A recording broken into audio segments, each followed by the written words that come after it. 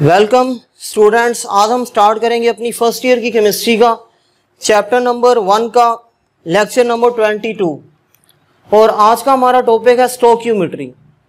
सबसे पहले हम देखेंगे कि स्टोइकियोमेट्री के मीनिंग क्या होते हैं। स्टोइकियोमेट्री जो है ये टू ग्रीक वर्ड्स का कम्बिनेशन है। First Greek word is stoicheion and second Greek word is metry और metron. The word stoichiometry is derived from two Greek words. Stoichiometry को two Greek words से derive किया गया है। First Greek word is stoichion.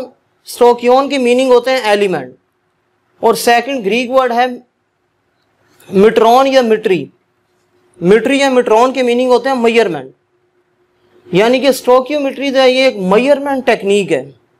इससे हम measurement करते हैं किसी भी बैलेंस केमिकल इक्वेशन में जो सब्सटेंसेस हैं, सब्सटेंसेस के मोल्स को मेजरमेंट करने के लिए हम इस टेक्निक का यूज़ करते हैं। सब्सटेंसेस के मैसेस या वॉल्यूम्स को मेजर करने के लिए हम इस टेक्निक का यूज़ करते हैं। इस टेक्निक को हम एक कैलकुलेशन टेक्निक भी कहते हैं। यानी इसकी मदद से हम कैलकुलेट करेंगे, इसकी मदद से हम नंबर ऑफ मोल्स कैलकुलेट करेंगे, मैसेस कैलकुलेट करेंगे, वॉल्यूम्स कैलकुलेट करेंगे। अगर किसी भी बैलेंस केमिकल इक्वेशन में एक सब्सटेंस के नंबर ऑफ मोल्स गिवन है तो उसकी मदद से हम किसी दूसरे सब्सटेंस के नंबर ऑफ मोल्स कैलकुलेट कर सकते हैं। जैसे कि फॉर एग्जांपल ये केमिकल रिएक्शन है, एक सिंपल केमिकल रिएक्शन है।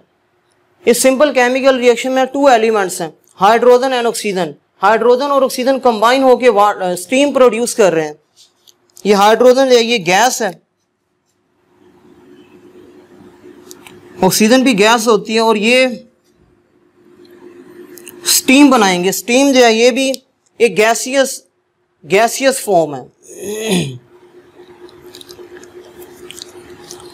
अब इस केमिकल रिएक्शन से हमें पता लग रहा है कि अगर हमारे पास हाइड्रोजन के 2 मोल्स हैं तो वाटर के 2 मोल्स प्रोड्यूस होंगे। इस केमिकल रिएक्शन को हम यूं रीड कर सकते हैं। इसको किसी भी केमिकल रिएक्शन को रीड आउट करने के डिफरेंट वेज होते हैं। एक वे तो ये है कि हम इसको यूं रीड आउट कर सकते हैं, 2 moles of hydrogen react with 1 mole of oxygen to produce 2 moles of water. एक ये वे है इस केमिकल रिएक्शन को रीड आउट करने का। या इसको हम यूं भी रीड आउट कर सकते हैं, 2 molecules of hydrogen react with 1 molecule of oxygen to produce 2 molecules of water. या फिर मैस की टर्म में भी इनको हम रीड आउट कर सकते हैं। हाइड्रोजन गैस के 2 मोल का मैस कितना होता है, 4 ग्राम, और ऑक्सीजन के 1 मोल का मैस 32 ग्राम होता है। 4 gram of hydrogen react with 32 gram of oxygen to produce 36 gram of water.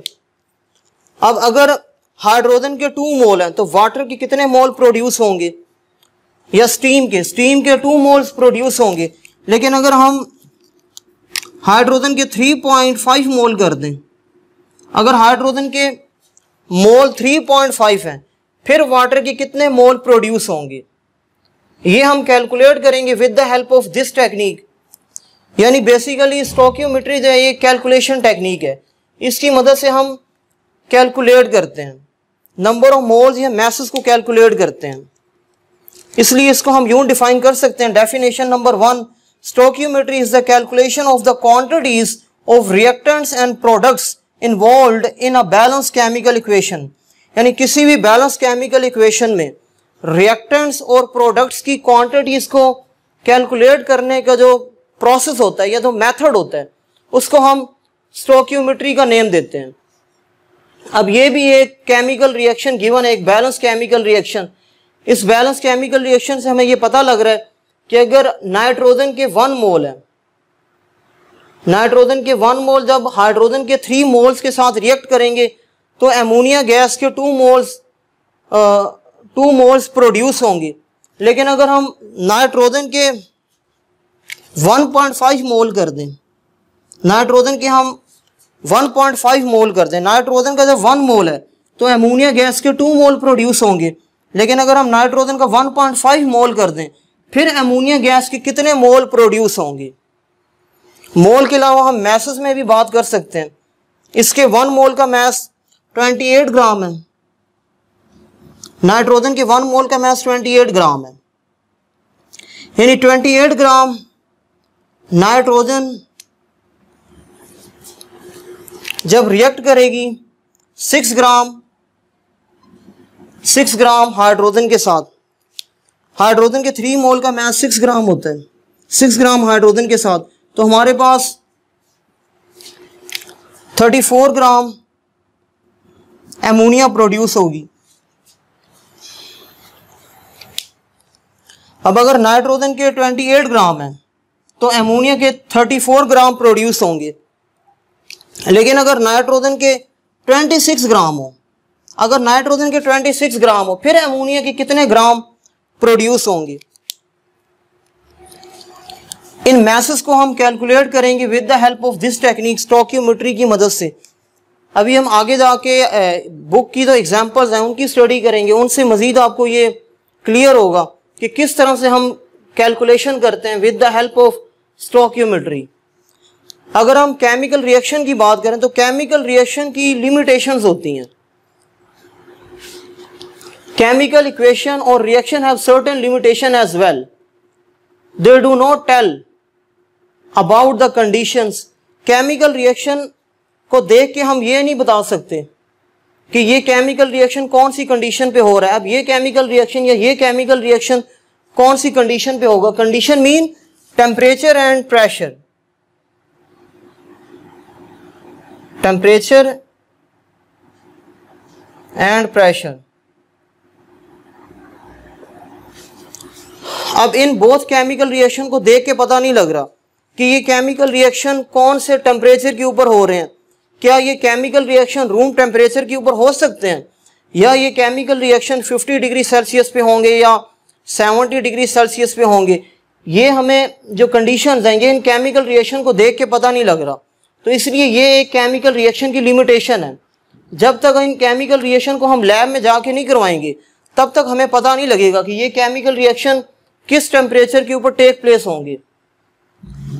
इसके अलावा इन केमिकल रिएक्शन को देख के हमें प्रेशर का पता भी नहीं लग रहा कि यहाँ पे प्रेशर कितना है, यानी ये केमिकल रिएक्शन क्या स्टैंडर्ड प्रेशर पे हो सकते हैं। ये केमिकल रिएक्शन क्या 1 atm या 25 atm या 10 atm। atm जो है ये एटमॉस्फेरिक प्रेशर है। अब ये इन केमिकल रिएक्शन को देख के हमें ये भी पता नहीं लग रहा कि ये केमिकल रिएक्शन किस प्रेशर के ऊपर टेक प्लेस होंगे। जब तक इन केमिकल रिएक्शन को हम लैब में जाके परफॉर्म नहीं करेंगे तब तक हमें ये पता नहीं लगेगा। इन रिएक्शन को देख के हम नहीं बता सकते कि ये रिएक्शन कौन से टेम्परेचर या प्रेशर के ऊपर हो रहे हैं। इसलिए ये लिमिटेशन है इन केमिकल रिएक्शन की। इसके अलावा सेकंड लिमिटेशन है they do not tell about the rate of reaction. Chemical reaction जो है ये रिएक्शन के रेट के बारे में भी नहीं बताते। Rate mean speed. Chemical reaction को देख के हम नहीं बता सकते कि ये जो रिएक्शन है इनकी स्पीड क्या है, इनका रेट क्या है, ये केमिकल रिएक्शन कितने टाइम में होंगे। क्या ये केमिकल रिएक्शन 5 मिनट्स में होंगे या 10 मिनट्स में होंगे या 10 या फिर 2 आवर्स में या 3 आवर्स में होंगे, ये हम नहीं बता सकते। इन केमिकल रिएक्शन को देख के हम नहीं बता सकते। अगर हम जब तक इनको लैब में नहीं परफॉर्म करेंगे तब तक हमें पता नहीं लगेगा कि ये केमिकल रिएक्शन कितने टाइम में हो रहे हैं। अगर ये लेस टाइम में हो रहे हैं तो इनकी स्पीड क्या होगी फिर, या इनका रेट क्या होगा। Rate mean speed.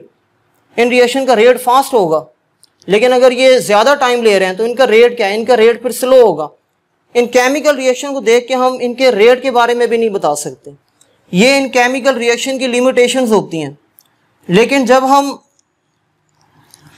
स्टोइकियोमेट्री की स्टडी करेंगे, जब हम स्टोइकियोमेट्री की स्टडी करेंगे तो हम इन लिमिटेशन को इग्नोर कर देंगे।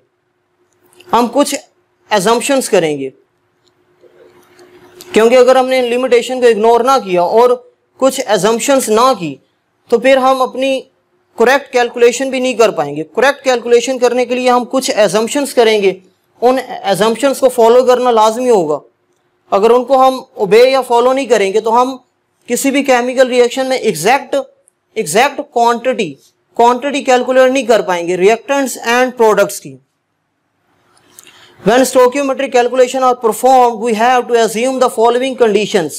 इन following conditions को हम obey करेंगे। Condition number 1 is all the reactants are completely converted into the products.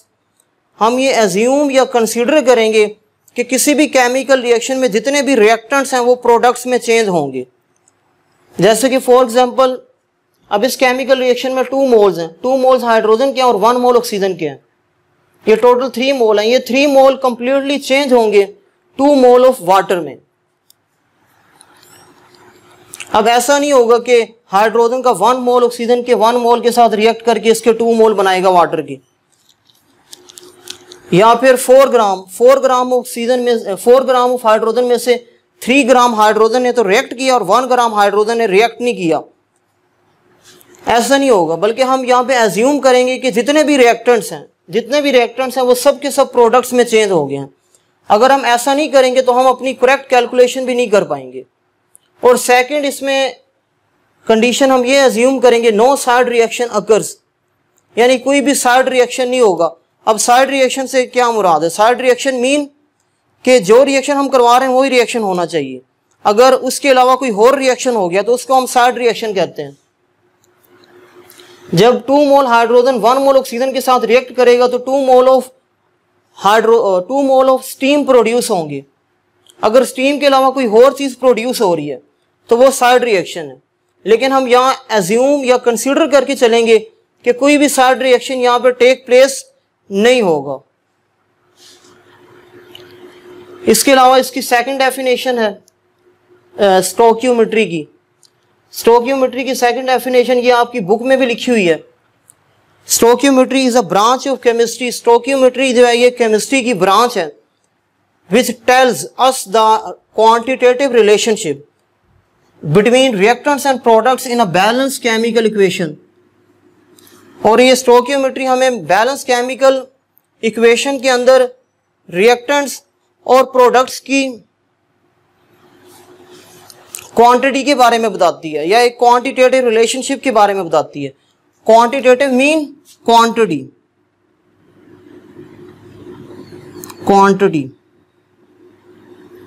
और यही चीज, ये जो क्वांटिटी का वर्ड है ये इसकी डेफिनेशन नंबर 1 में यूज किया हमने ये। यानी स्टोइकियोमेट्री हमें बेसिकली किसी भी बैलेंस केमिकल इक्वेशन के अंदर रिएक्टेंट्स और प्रोडक्ट्स की क्वांटिटी के बारे में बताती है। स्टोइकियोमेट्री कैलकुलेशन करने से पहले हम कुछ लॉज की स्टडी करेंगे, क्योंकि जब भी हम स्टोइकियोमेट्री कैलकुलेशन स्टार्ट करेंगे तो स्टार्ट करने से पहले हम 2 लॉज को ओबे करेंगे। 2 लॉज को फॉलो करना पड़ेगा। अगर हम फॉलो नहीं करेंगे तो हमारी स्टोइकियोमेट्री कैलकुलेशन जो है वो रॉन्ग हो जाएगी। The law of conservation of mass and the law of definite proportions are obey. इन 2 लॉज को हम ओबे करेंगे। Law of conservation of mass को ओबे करेंगे और लॉ ऑफ डेफिनाइट प्रोपोर्शन, इन बोथ लॉज को हम ओबे करेंगे। अब ये लॉ है क्या? 1 बाय 1 करके इनको हम स्टडी करते हैं। सबसे पहले है law of conservation of mass. Law of conservation of मास का मतलब है कि किसी भी केमिकल रिएक्शन में जो मास होता है वो चेंज नहीं होता, वो कांस्टेंट रहता है। यानी रिएक्शन से पहले जितना मास था रिएक्शन के बाद भी उतना ही मास होगा। यानी मास जो है वो कंजर्व रहता है। कंजर्व मीन कांस्टेंट रहता है, मास चेंज नहीं होता। According to this law in all chemical changes the total mass of a system remains constant. जितने भी केमिकल चेंजेस हैं, केमिकल रिएक्शन में होते हैं, जितने भी केमिकल चेंजेस हैं उनमें जो सिस्टम का टोटल मास होता है वो रिमेन कांस्टेंट होता है, वो चेंज नहीं होता। या फिर इसको हम यूं भी कह सकते हैं, और इन अ केमिकल चेंज, या फिर केमिकल चेंज जो मास होता है, मास नीदर क्रिएटेड नॉर डिस्ट्रॉयड। किसी भी केमिकल चेंज या केमिकल रिएक्शन में मास ना तो प्रोड्यूस होता है ना ही डिस्ट्रॉय होता है। फॉर एग्जाम्पल, ये एक सिंपल केमिकल रिएक्शन गिवन है इस केमिकल रिएक्शन में जितना मैस पहले था, इस रिएक्शन के स्टार्ट होने से पहले जितना मैस था, रिएक्शन के स्टार्ट होने के बाद भी मैस उतना ही है, नहीं टोटल मैस उतना ही होता है। जैसे कि फॉर एग्जांपल इस केमिकल रिएक्शन में 4 ग्राम हाइड्रोजन है और 32 ग्राम ऑक्सीजन है, तो जो टोटल मैस है वो 36 ग्राम है। और इस केमिकल रिएक्शन होने के बाद जो टोटल मैस है वो भी 36 ग्राम है। वाटर के 1 मॉलिक्यूल का मैस 18 ग्राम होता है, यहाँ पे वाटर के 2 मॉलिक्यूल है, 2 मॉलिक्यूल का मैस या 2 मोल का मैस 36 ग्राम होगा। यानी कि हम कह सकते हैं जो टोटल मैस होता है, total mass of reactants is equal to total mass of products. Reactants और प्रोडक्ट्स का जो टोटल मैस होता है वो एक दूसरे के इक्वल होता है। इसको हम कहते हैं law of conservation of mass. यानी किसी भी केमिकल रिएक्शन में मैस ना तो चेंज होगा, मैस जो है वो जितना केमिकल रिएक्शन से पहले था उतना ही केमिकल रिएक्शन के बाद होगा। अब जब हम स्टोइकियोमेट्रिक कैलकुलेशंस स्टार्ट करेंगे तो हम इस लॉ को ओबे करेंगे। अगर इस लॉ को हमने ओबे ना किया या इस लॉ को हमने फॉलो ना किया तो हमारी स्टोइकियोमेट्रिक कैलकुलेशन रॉन्ग हो जाएगी। अब इसमें सेकंड लॉ है लॉ ऑफ डेफिनाइट प्रोपोर्शन। अब ये लॉ हमें क्या कहता है? ये लॉ हमें कहता है कि जब भी कंपाउंड, केमिकल कंपाउंड की फॉर्मेशन होती है, केमिकल कंपाउंड की फॉर्मेशन कैसे होती है आपको इसका आइडिया होगा। जब भी एलिमेंट केमिकल रिएक्ट करते हैं तो वो कंपाउंड बनाते हैं, और जो एलिमेंट केमिकली रिएक्ट करेंगे वो एक डेफिनाइट प्रोपोर्शन से रिएक्ट करेंगे। उनके जो मैसेज होंगे कंपाउंड में, जो एलिमेंट के मैसेज होंगे वो डेफिनाइट होंगे, वो मैसेज चेंज नहीं हो सकते। चाहे उस कंपाउंड की फॉर्मेशन का मेथड डिफरेंट हो, लेकिन उसमें जो उस कंपाउंड में जो एलिमेंट की जो रेशियो है बाय मैस, वो रेशियो जो है वो डेफिनाइट होगी या फिर कांस्टेंट रेशियो होगी। Definite mean constant fixed ratio होगी। A chemical compound always contains the same element combined together in fixed proportion और fixed ratio by mass. Chemical compound में जो एलिमेंट्स होंगे जो कंबाइन होंगे उनकी रेशियो फिक्स्ड होगी या उनकी प्रोपोर्शन जो है वो फिक्स्ड होगी बाय मैस। जैसे कि फॉर एग्जांपल यहां पे एक एग्जांपल गिवन है। इस एग्जांपल में कार्बन डाइऑक्साइड की प्रिपरेशन के 4 मेथड्स गिवन है, 4 डिफरेंट मेथड्स गिवन है कार्बन डाइऑक्साइड की फॉर्मेशन की। लेकिन उस कार्बन डाइऑक्साइड में जो एलिमेंट्स हैं कार्बन और ऑक्सीजन, उनकी जो रेशियो है बाय मैस वो रेशियो फिक्स है। जैसे कि फॉर एग्जांपल यहां पे अगर हम बात करें, ये कार्बन डाइऑक्साइड है, इसमें जो रेशियो है बाय मैस वो 12:32 है, या इसको हम यूं भी लिख सकते हैं सिंप्लीफाई करके 3:8।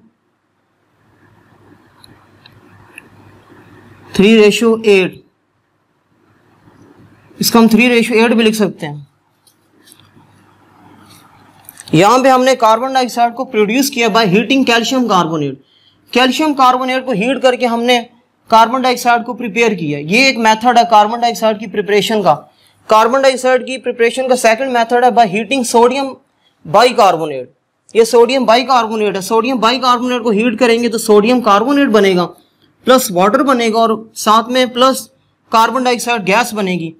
अब ये मेथड डिफरेंट है, ये दोनों मेथड जो हैं वो मुख्तलिफ हैं, लेकिन जो इसमें कंपाउंड बन रहा है, जो केमिकल कंपाउंड बन रहा है, उसमें एलिमेंट की जो रेशियो है बाय मैस वो फिक्स्ड है। अब यहाँ पे जो एलिमेंट की रेशियो है वो 12:32 है, या फिर हम इसको सिंप्लीफाई करके 3:8 भी लिख सकते हैं। आप देखेंगे यहाँ पे भी रेशियो वही थी और यहाँ पे भी वही है। हालांकि इनकी जो फॉर्मेशन का मेथड है वो डिफरेंट है, लेकिन रेशियो चेंज नहीं हो रही। इसी को हम कहते हैं लॉ ऑफ डेफिनाइट प्रोपोर्शन या लॉ ऑफ कांस्टेंट प्रोपोर्शन। जो प्रोपोर्शन है इसको, ये तो प्रोपोर्शन है या कंपोजिशन है, इसको हम कंपोजिशन भी कह सकते हैं, इसको हम लॉ ऑफ डेफिनाइट कंपोजिशन भी कहते हैं। ये जो कंपोजिशन है ये फिक्स है, इनके प्रिपरेशन मेथड तो डिफरेंट है लेकिन कंपोजिशन फिक्स है। थर्ड मेथड जो है कार्बन डाइऑक्साइड को प्रिपेयर करने का वो है by burning carbon in oxygen. Carbon को जब ऑक्सीजन में बर्न करेंगे तो कार्बन डाइऑक्साइड गैस बनेगी। अब यहाँ पे जो रेशियो है वो भी सेम ही है 12:32, या फिर इसको हम सिंप्लीफाई करके लिख सकते हैं 3:8। आप देख लें जो रेशो यहाँ पे थी या जो कंपोजिशन यहाँ पे थी वही कंपोजिशन यहाँ पर भी है और यहाँ पर भी है और यहाँ पर भी है। ये फोर्थ मेथड है कार्बन डाइऑक्साइड को प्रिपेयर करने का। अगर हम कैल्शियम कार्बोनेट का रिएक्शन करवाएं हाइड्रोक्लोरिक एसिड के साथ तो ये केमिकल्स प्रोड्यूस होते हैं। अब इसमें जो कार्बन की रेशियो है, कार्बन हाइड्रोजन की, वो 12:32 है, या फिर इसको हम 3:8 भी कहते हैं। यानी किसी भी कंपाउंड की फॉर्मेशन का जो मेथड है वो बेशक डिफरेंट हो, लेकिन उस कंपाउंड में जो एलिमेंट्स होंगे उनकी जो रेशियो है बाय मास वो फिक्स्ड होगी, वो चेंज नहीं हो सकती। इसको हम लॉ ऑफ डेफिनाइट प्रोपोर्शन कहते हैं। That is a chemical compound has a fixed composition, fixed composition होती है या फिक्स्ड प्रोपोर्शन होती है, and it does not depend, और ये जो कंपोजिशन है ये डिपेंड नहीं करती on the method of its preparation. Preparation method पे डिपेंड नहीं करती। प्रिपरेशन मेथड जो है वो डिफरेंट थे लेकिन जो कंपोजिशन है वो सेम है। Other source from which it has been obtain, या फिर ये सोर्स पे भी डिपेंड नहीं करती। ये इन एलिमेंट्स की जो कंपोजिशन है ये सोर्स पे भी डिपेंड नहीं करती। कार्बन डाइऑक्साइड हम कहीं से भी लें, चाहे हम कार्बन डाइऑक्साइड जो है वो पाकिस्तान की एयर से कलेक्ट करें या इंडिया की एयर से कलेक्ट करें या किसी और कंट्री चाइना की एयर से कलेक्ट करें हम कार्बन डाइऑक्साइड, किसी भी जगह से किसी भी कंट्री से हम कार्बन डाइऑक्साइड को कलेक्ट करें, उनमें जो एलिमेंट्स की रेशियो होगी बाय मास वो हमेशा फिक्स्ड होगी। इसी को हम कहते हैं लॉ ऑफ डेफिनाइट प्रोपोर्शन या फिर लॉ ऑफ डेफिनाइट या कांस्टेंट प्रोपोर्शन। अब हम एक और डेफिनेशन की स्टडी करेंगे और वो है स्टोइकियोमेट्रिक अमाउंट। स्टोइकियोमेट्रिक अमाउंट क्या होती है? The amount of reactants and products in a balanced chemical equations are called stoichiometric amounts। Balance chemical equation में रिएक्टेंट्स और जो प्रोडक्ट्स की जो अमाउंट होती है उसको हम स्टोइकियोमेट्रिक अमाउंट कहते हैं। फॉर एग्जांपल ये एक रिएक्शन है, इसमें 2 मोल हाइड्रोजन रिएक्ट कर रहे हैं 1 मोल ऑक्सीजन के साथ और हमारे पास 2 मोल स्टीम के प्रोड्यूस हो रहे हैं। अब इन मोल्स तो हम मास में भी रिप्रेजेंट कर सकते हैं। हाइड्रोजन के 2 मोल का मास 4 ग्राम होता है, ऑक्सीजन के 1 मोल का मास 32 ग्राम होता है और वाटर के या स्टीम के 2 मोल का मास 36 ग्राम होता है, 36 ग्राम। ये जो अमाउंट है ये मोल या ये ग्राम, 4 ग्राम, 32 ग्राम और 36 ग्राम, इनको हम स्टोइकियोमेट्रिक अमाउंट कहते हैं। In above equation 4 gram of hydrogen and 32 gram of oxygen and 36 gram of water are called stoichiometric amounts in a balanced chemical equation। ये डेफिनेशन और ये एग्जांपल है स्टोइकियोमेट्रिक अमाउंट की। और ये जो आपको मोल्स नजर आ रहे हैं इन मोल्स को हम कोएफिशिएंट भी कहते हैं, और अगर हम स्टोइकियोमेट्री की स्टडी करेंगे तो इनको हम स्टोइकियोमेट्रिक कोएफिशिएंट कहते हैं। Stoichiometric coefficient.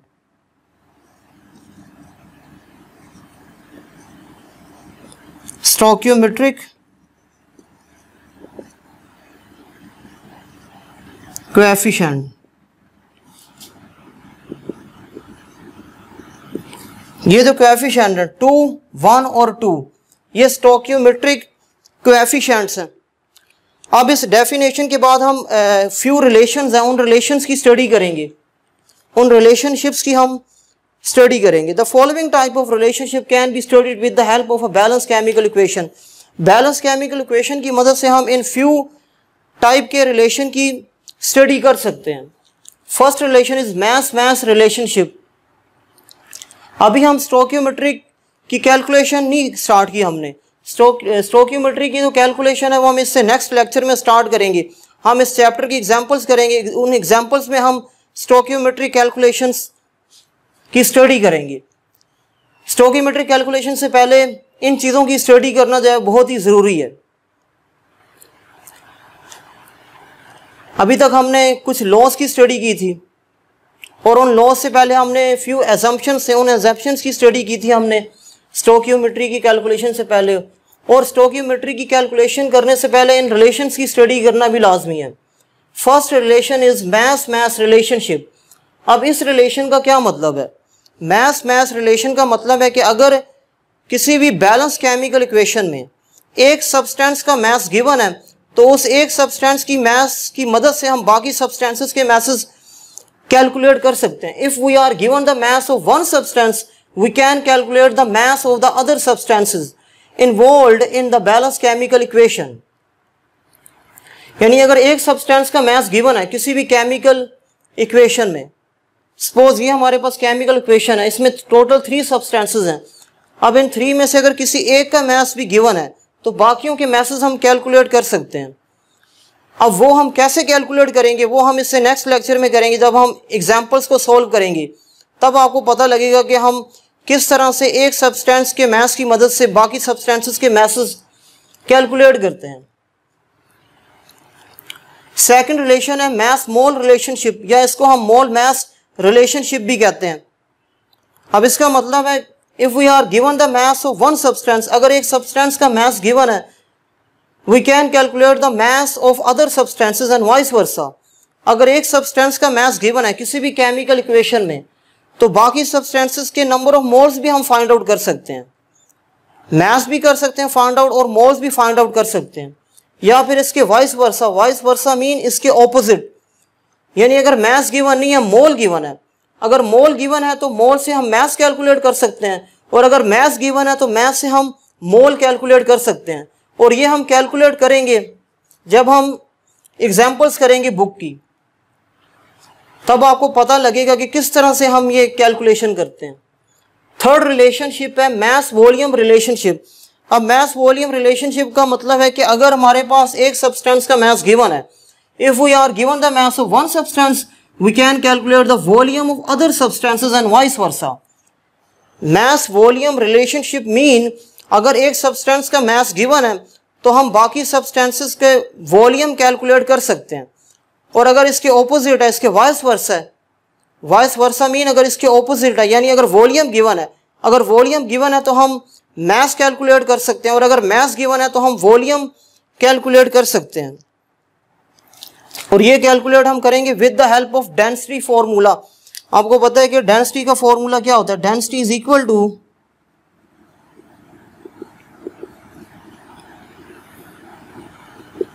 मास और वॉल्यूम.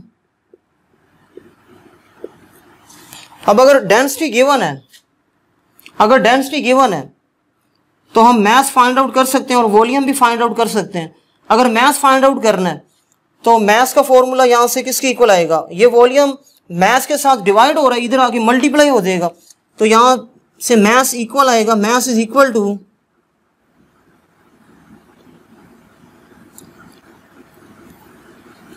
Density into volume. अगर वॉल्यूम गिवन है तो हम मास फाइंड आउट कर सकते हैं और डेंसिटी का होना भी लाजमी है. अगर डेंसिटी और वॉल्यूम गिवन है किसी भी बैलेंस केमिकल रिएक्शन में, सपोज ये एक रिएक्शन है, इस बैलेंस केमिकल रिएक्शन में अगर किसी एक चीज़ का वॉल्यूम गिवन है, और वॉल्यूम आपने स्टडी किया था कि तो वॉल्यूम होता है वो मोलर वॉल्यूम होता है. और ये जो रिलेशन है मास वॉल्यूम रिलेशन, ये मास वॉल्यूम रिलेशन हम तब यूज़ करते हैं जब हमारे पास कोई गैस होती है. केमिकल रिएक्शन में अगर कोई गैस इन्वॉल्व है तो उसके लिए हम ये रिलेशन यूज़ करते हैं, क्योंकि आपको पता है कि गैसेस के मोलर वॉल्यूम होते हैं. 1 मोल गैस का तो वॉल्यूम होता है वो फिक्स्ड होता है 22.414 क्यूबिक डेसीमीटर होता है. तो अगर वॉल्यूम गिवन है तो हम वॉल्यूम की मदद से मास कैलकुलेट कर लेंगे with the help of this relation. और अगर मास गिवन है तो हम वॉल्यूम कैलकुलेट कर सकते हैं, और वॉल्यूम यहाँ से किसके इक्वल आएगा? वॉल्यूम इधर आ जाएगा, डेंसिटी इस साइड पे चली जाएगी, तो वॉल्यूम का फॉर्मूला बनेगा volume is equal to mass over density.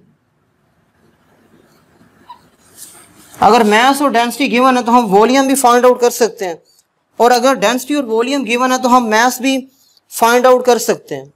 इसके बाद लास्ट रिलेशन है मोल मोल रिलेशनशिप. इसका मतलब है कि किसी भी बैलेंस केमिकल इक्वेशन में यहाँ पे केमिकल इक्वेशन का बैलेंस होना लाजमी है। अगर हम केमिकल इक्वेशन को बैलेंस नहीं करेंगे तो हमारी जो स्टोइकियोमेट्रिक कैलकुलेशन है वो रॉन्ग हो जाएगी।